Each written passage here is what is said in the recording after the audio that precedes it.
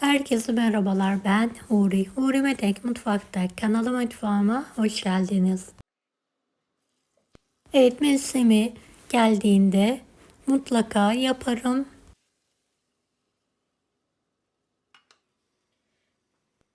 Çok lezzetli, mutlaka deneyin. Et bakla çorbası yapıyoruz. Diğer tariflerden biraz daha farklı. Tarifimi hiç bekletmeden hemen başlıyorum. Evet, baklalarımı ve sebzelerimi yıkadım, ayıkladım. Bir adet kuru soğanı dişe gelmeyecek şekilde ince ince çorbalık olacak şekilde doğrayalım. Emek verdiğim bu videoyu sevdiklerinizle paylaşarak bana destek olabilirsiniz. Çorba tenceresine kuru soğanı alalım.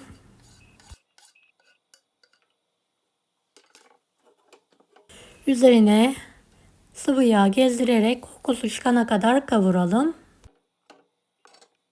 Şöyle bahçeden topladığım taze baklalarım var. Temizledikten sonra yıkadım ve çorbalık olacak şekilde ince ince doğruyorum.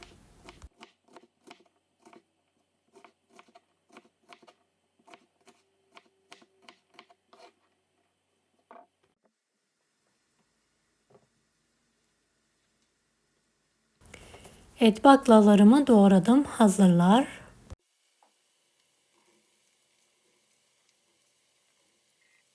Evet, soğanın kokusu gelince baklaları ekliyorum.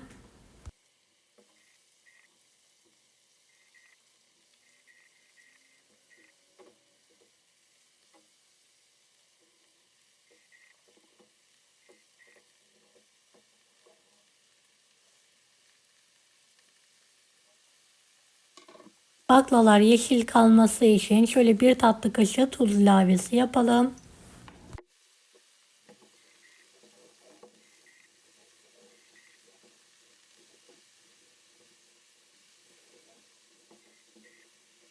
Karıştıralım. Kapağını kapatarak kavuralım.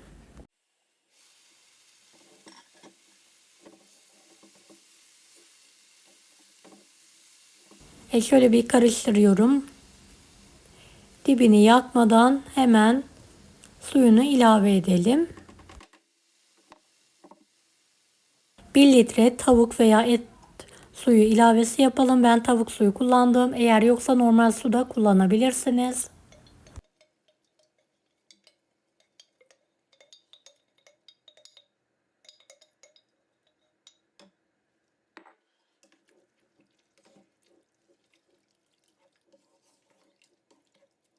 Baklalar yumuşayana kadar tavuk suyunda pişirelim.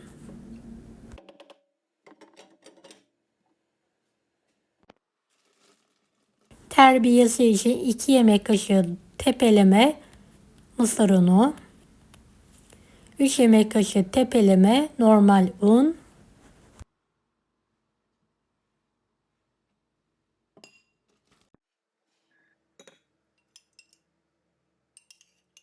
et. Şöyle 3 yemek kaşığı da yoğurt kullanıyorum.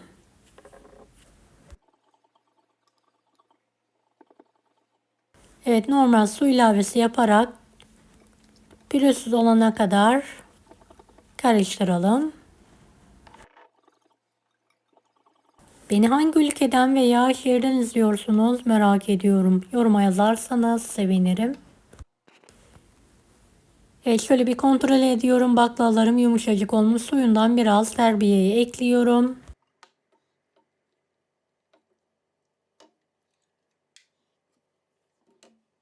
Süzerek tencereye ilave ediyorum. Bu aşamada gerekirse normal su ilavesi de yapalım.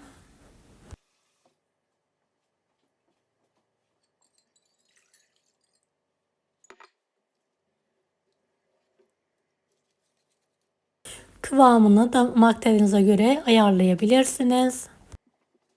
Evet, şöyle kısık ateşte kıvam alana kadar terbiyemizi pişirelim. Çorbamız için bir tutam dereotu doğruyorum. Bir tutam taze nane. Taze yoksa kuru da kullanabilirsiniz. 4 tane taze soğanı da yapraklarını ince ince doğruyorum.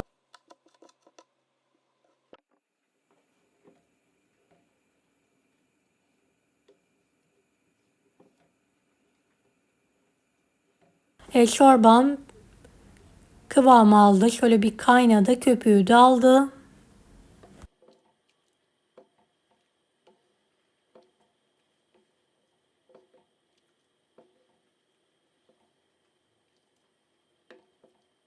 Üzeri için küçük bir sosla sıvı yağ alıyorum ve ısıtıyorum.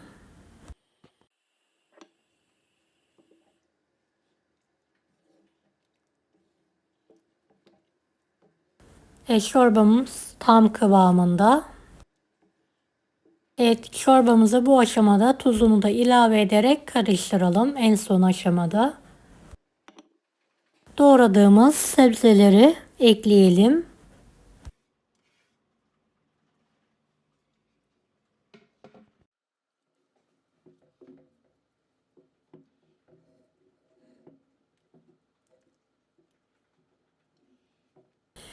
Tekrardan karıştıralım ve altını hemen kapatalım. Sebzeler rengi koyulaşmasın.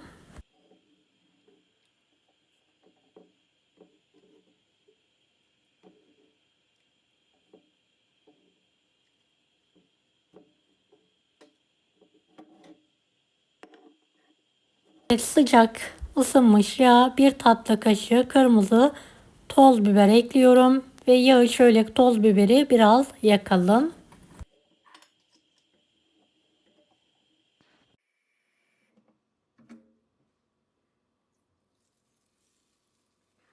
Çorbamızın üzerine gezdirelim.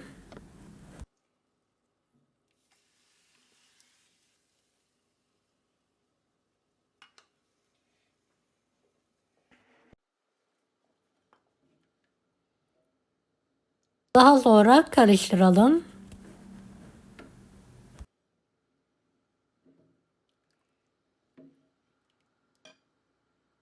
Evet, bol taneli tavuk sulu bakla çorbamız yemeğe hazır.